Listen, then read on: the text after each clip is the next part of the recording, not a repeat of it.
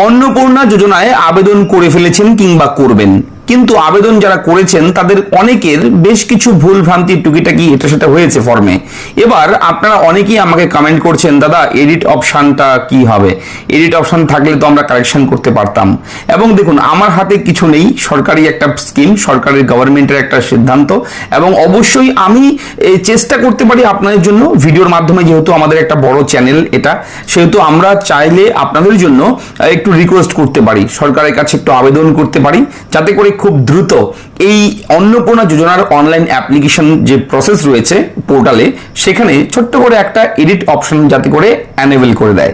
গভর্নমেন্টের যারা আধিকারিক আছেন, ঊর্ধ্বতন কর্তৃপক্ষ, তাদের কাছে আপনাদের জন্য, আপনাদের হয়ে আমরা আমাদের চ্যানেলের পক্ষ থেকে অবশ্যই একটা রিকোয়েস্ট রাখছি, একটা আবেদন রাখছি, নিবেদন রাখছি, যেটা হচ্ছে এই এডিট অপশনটা দেওয়া সত্যি অ্যাকচুয়ালি খুব দরকার। কারণ আপনারা সবাই জানেন, যখন এই প্রকল্পটা ঘোষণা হয়েছে অন্নপূর্ণা যোজনা, তখন কিন্তু মন্ত্রী অগ্নিমিত্রা পাল ম্যাডাম, উনি কিন্তু একদম প্রেস মিডিয়া কনফারেন্সে বলেছে যে এত সহজভাবে ফর্মটাকে করা হবে, সহজ সরল করা হবে, যাতে করে সবাই, যে কেউ শিক্ষিত অশিক্ষিত সবাই এই ফর্মটাকে ফিল আপ করতে পারবে। কিন্তু তার পরবর্তী সময় আমরা দেখলাম 12 পাতা 13 পাতার ফর্ম, এবং তারপর সেই ফর্মটা দেখার পর আমাদের অনেকেরই কিন্তু টেনশন আসে, চিন্তায় পড়ে যাই আমরা অনেকেই, যে এত বড় ফর্ম কিভাবে ফিল আপ করবো, সকাল থেকে বিকেল হয়ে যাবে।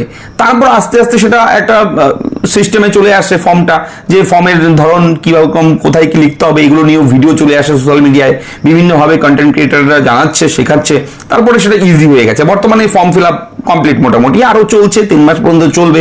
অনেকেই আবেদন করেনি, আবেদন করবেন, কিন্তু ফর্মটার সম্পর্কে যে প্রথমে আতঙ্কটা ছিল, সেই আতঙ্কটা এখন আর নেই, তাই তো?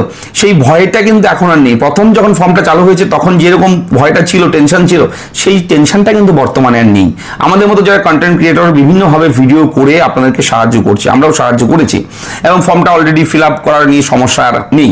কিন্তু এবার অনলাইনে যে ফর্মটা দিয়েছে অন্নপূর্ণা যোজনা, সেখানে কিন্তু একটা কারেকশন ফর্ম দিতেই পারে, যে একটু ভুল হলে, সাধারণভাবে একটু ভুল হলে সেটা সংশোধন যাতে করা যায়, সেটা কিন্তু অবশ্যই দরকার।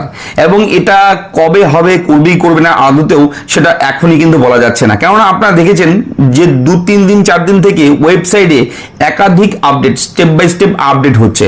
কেননা প্রথমে রিলিজিয়ন ছিল না অনলাইন অ্যাপ্লিকেশন ফর্মে, সেই রিলিজিয়ন অ্যাড হয়েছে।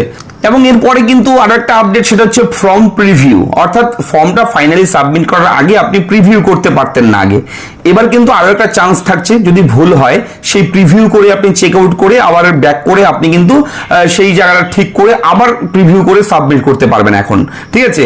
সেই সুযোগটা কিন্তু এখন দিয়েছে। কিন্তু তারপরেও যদি সাধারণ মানুষ, যারা গরিব প্রত্যন্ত গ্রামের মানুষ, বোঝে না, কোন রকম ভিডিও দেখে দেখে দেখে দেখে তারা করছে ফর্ম ফিল আপ, ঠিক আছে, তারপর হয়তো কোনো কিছু ভুল হয়ে গেছে, এবার সে কি করবে? সে টেনশনেই, চিন্তায় তো একদম পড়ে যাবে। তো এটার জন্য একটা এডিট অপশন দেওয়া দরকার।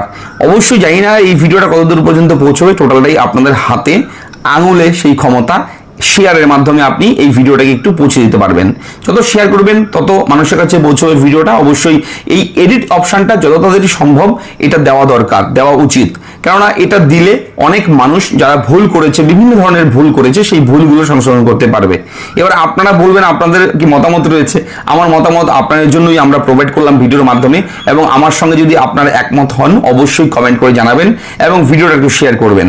তো আপনাদের কি কি কমেন্ট রয়েছে, কি কি মন্তব্য রয়েছে, কি জানতে চান, এই ভিডিওর কমেন্ট বক্সে কমেন্ট করবেন। আমি নেক্সট ভিডিওতে সেগুলো নিয়ে আলোচনা করব।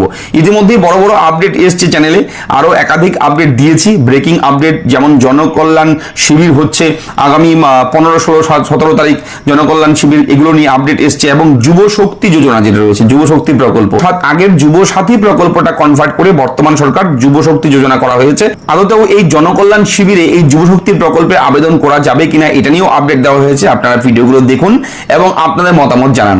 দেখা হচ্ছে পরবর্তী ভিডিওতে। ভালো থাকবেন, ধন্যবাদ।